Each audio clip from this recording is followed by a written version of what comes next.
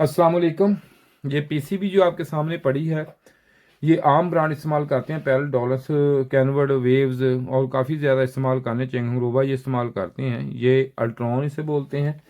तो आम मैकेनिक तो इसमें इसमें जो है, ये जो है एसी मोटर वाली है। इसमें E2 का एरर जो आता है, ये किस चीज़ का एरर है? जब E2 का एरर आता है तो इसमें ये आप देखें कि इसमें 3 सेंसर लगे होते हैं। एक होता है डिस्चार्ज, एक होता है ये वाला हमारा एम्बिएंट टेम्परेचर जो बाहर का सेंसर में करके बताता है। उसके बाद एक ये लगा होता है, ये हमारा लिक्विड टेम्परेचर सेंसर एरर है।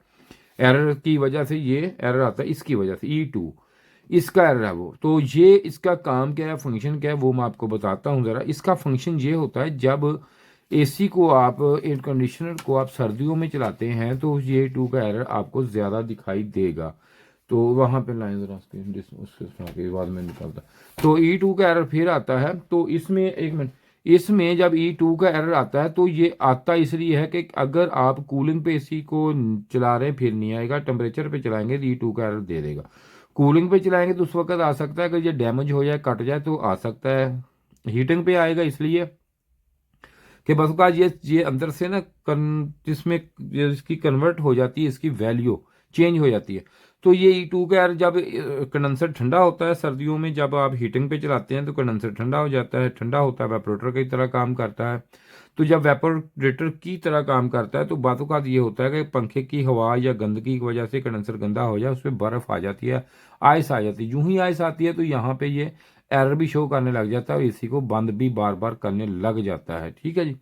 तो अब इसमें आपको मैं बताता हूँ कि ये काम किसकी वर्किंग किस तरह है, लेकिन ये होते एनटीसी हैं। तो अब मैं इसकी ज़रा थोड़ी सी आपको यहाँ पे एक ड्रा करके बताता हूँ जी, डायग्राम इसका। लेकिन ये देखें, बताएं दिखाएं। अब इसमें एक तो ये एनटीसी लीनियर सेंसर होते हैं, आपने याद रखनी चीज़। तो सबसे पहले मैं आपको समझाने की ये कोशिश करता हूँ कि ये काम किस तरह करते हैं। तो ये देख लें, यहाँ पे इसके एक 7805 लगा होता है हमारा आईसी, रेगुलेटर आईसी। ठीक है जी, 7805। ये इसकी इन वाली पिन होती है, यहाँ से वोल्टेज इन और यहाँ से ग्राउंड और यहाँ से आउटपुट। तो इसके जो बरअक्स ये चीज़ है, यहाँ पे 7805 लिख दिया मैंने। तो इस पे ये है कि हमारे जो माइक्रो प्रोसेसर है, इस काम में यूज़ होने वाले प्रोसेसर हैं, फिलहाल हाजिर वक्त वो 3.3 और 5 वोल्टेज पे ऑपरेटिंग पे आते हैं। तो यहाँ पे आपका एक लगा होता है माइक्रो प्रोसेसर, जिसे आप एमसीयू भी कहते हैं। तो इसमें ये यहाँ से यहाँ पे और यहाँ से एक कैपेसिटर यहाँ पे लग जाता है उसके। तो ये यहाँ पे हो गई ग्राउंडिंग। ठीक है जी। और इसमें ये एक यहाँ से निकल के पिन फिर यहाँ पे जाती है। तो ये होता है हमारा एमसीयू। एमसीयू जो होता है, ये 2 वोल्टेज पे ऑपरेट होता है, दोनों में से एक पे। ये दोनों मेरा समझना। उसके बाद यहाँ पे एक हमारा लगता है सेंसर का कनेक्टर।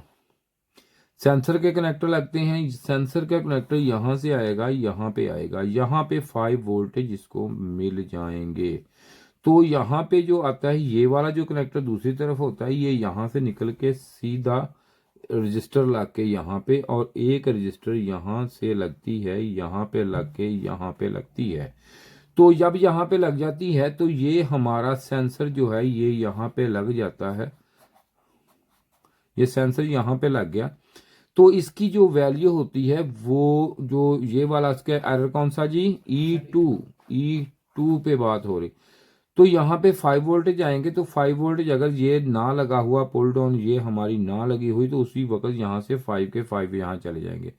तो इसका एक मेन मेथड ये होता है, आपकी आसानी के लिए बता देता हूँ आपको। ये होता है कि इस पे अगर आप जिस तरह चलाएंगे, लगाएंगे, तो ये जो 3.3 वोल्टेज का ये हमारा लगा हुआ या 5 वोल्टेज, इसमें इन या आउट जो हम कंट्रोल वोल्टेज देते हैं करने के लिए, वो इससे जो वोल्टेज है उससे तकरीबन हाफ से कम वोल्टेज पे कंट्रोल होता है। तो जब यहाँ पे इसके जो वोल्टेज आएंगे वो हमें मिलेंगे 2.2 मिलेंगे, 2.3 मिल जाएंगे, या 1.990 मिल जाएंगे, या राउंड अबाउट मिलते हैं वोल्टेज। तो इससे ये होता है कि ये तो पॉइंटों पे काम करता है ये एमसीयू को पता चलता है कि जिसका ये बाहर वाला हिस्सा इतना गर्म हो गया, इतना ठंडा हो गया, लिक्विड ये मांग रहा है ये नहीं, तो ये सारा इसमें फीडिंग होती है। अगर ये लीनियर सेंसर होता है, एनटीसी लीनियर सेंसर है ये, अगर इसका जो टेम्परेचर आप लेते हैं वो 25 सेंटीग्रेड 25.5 सेंटीग्रेड पे आप इसको चेक करेंगे तो इसकी जो ओरिजिनल जेन्युइन वैल्यू जो है वो आ जाएगी। मिसाल के तौर पर ये 15K का तो 15 आपको बता देगा। अगर जब ये इसको ठंडा करेंगे, इसके टेम्परेचर से ठंडा करेंगे अप हो जाएगा। अगर इस पे टेम्परेचर आप ज़्यादा देंगे, मिसाल के तौर पर 30 सेंटीग्रेड का आप टेम्परेचर इस पे अप्लाई करते हैं तो ये 15 की बजाय 12 आपको वैल्यू देना शुरू कर देगा। ये तरीकाकार होता है इसका। तो अब ये अगर यहाँ पे आप चेक करें कि इसकी एफिशिएंसी ख़राब हो गई है या इसका टेम्परेचर यहाँ पर रख के 25 पे है जो दे 50 रहा 30 दे रहा है, या इसको 30 कर रहे हैं तो ये थोड़ा डाउन करने पे बहुत ज़्यादा कर रहा है तो ये ख़राब डिक्लेयर हो जाएगा, ख़राब है। तो ये तरीकाकार होता है इसका। तो मैं आपको, वैसे तो डायग्राम होते हैं हमारे, ये तो मैंने आपके सामने वैसे ड्रा कर दिया, तो इसको मैं दिखा भी देता हूँ आपको कि वे किस तरह होते हैं। तो ये देखें आप, यहाँ पे दिखाएं जी, ये देखें, ये मैंने यहाँ पे ये वाला जो होता है ना, ये देखें, ये हमने यहाँ पे ड्रा भी किया होता है। ये देखें, ड्रा करके ये रखा होता है। ये देखें, ये हमारे पास हर किस्म, बस ठीक, ओके बस सही, कोई बात नहीं, हर किस्म के पीसीबी के जो डायग्राम होते हैं। चलाएं जी। तो अब मैं इस पर बात करते हैं, अब आगे ये पकड़ेंगे।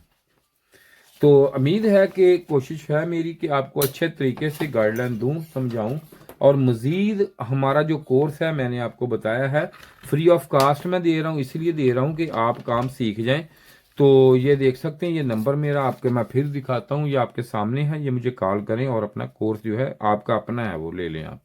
शुक्रिया जी, खुदा हाफिज। ये जो वीडियो आज मैं बना रहा हूँ ये पीसीबी की वीडियो है, जो पीसीबी क्लास है रिपेयरिंग की, हमने एक कोर्स तैयार किया आपके लिए। जो मेरे भाई फ्रिज एसी का काम करते हैं उनके लिए बड़े मसले मसाइल इसमें होते हैं। जब भी कोई एरर आ जाए, E5, E7, F1 कोई भी एरर आ जाता है तो उनके लिए ये बड़े मसले मसाइल आ जाते हैं कि भाई इसको कैसे हल करना है, इसको किस तरीके से करना है। तो मैंने इसके पूरा एक डिटेल कोर्स आपके लिए बनाया है। जैसे कि हम प्रोफेशनल तरीके से यहाँ पे काम कर रहे हैं, तो यहाँ पे ये देखेंगे हमारे पास हर तरह का पार्ट्स अवेल होता है, सब कुछ होता है। और जो बंदे हमसे आगे काम करते हैं, मिसाल के तौर पर कोई भी मसला मसाइल हो तो हम यहाँ पे ये पूरा हम डायग्राम भी हमारे पास हर तरह के होते हैं। तो हम बताते हैं कि कोई एरर है तो इस आईसी में है, फॉल्ट इसमें है, इसमें है, या ये जो पिन आ रही है यहाँ पे जाके कितने वोल्टेज कहाँ पे क्या होगा, क्या हो जाए, तो क्या मसले मसाइल आएंगे इसमें। तो आपके लिए थोड़ा सा मसला हो जाए, मिसाल को सेंसर खराब हो जाता है, आपको ये नहीं पता है कि ये सेंसर कौन सा है, इसमें किस तरीके से काम कर रहा है, ये पीटीसी है, एनटीसी है, ये किसका फंक्शनल क्या है, ये पूरा मैं आपको बताऊंगा कि इसमें किस तरीका से ये काम करेगा, ये कैसे काम करेगा, इसको चेक कैसे करना है, लगाना कैसे है, इसकी टेम्परेचर कैसे चेक करनी है आपने, क्या है सारा। बाकी ये स्टूडेंट हमारे बैठे ये काम कर रहे हैं, हमारे जो पूरे डिटेल के साथ काम करते हैं हमें यहाँ पे, क्योंकि इन पर डायग्राम होते हैं सारे मुकम्मल। तो इसलिए ये हमने कोर्स तैयार किया मैंने, ताकि आप एक एक छोटे छोटे काम के लिए भागते हैं तो आपको वहां पे ये पूरी अवेयरनेस मिल जाए, ताकि आप वहां बैठ के आप काम कर सके, वहीं बैठ के आप पूरा काम करें, ताकि आपको ये पता हो कि ये जो काम है ये किस तरीके से है। कोई एरर, मिसाल के तौर पर कोई F1 एरर आ गया, ये देखिए F1 है, F1 का हम आपको बताएंगे कि F1 एरर है जो इसका है, E5 है, यहाँ से आया, ये चीज यहाँ से आई, यहाँ पे वोल्टेज चेक आपने कैसे करनी है, किस तरीका से क्या करना है। और जिस बंदे ने भी ये कोर्स लेना हो मुझसे, तो वो भाई ये देखें फ्री है, पैसे नहीं है, इस नंबर पे राब्ता करें मुझसे, लेकिन व्हाट्सएप पे राब्ता नहीं करना मुझसे, कोई कॉल नहीं, कोई मैसेज, इस पे राब्ता करे तो मैं आपको व्हाट्सएप पे इसका लिंक सेंड कर दूंगा जो आपके लिए फायदेमंद होगा। शुक्रिया जी वीडियो देखने का, आप तावन करें, खुदा हाफिज।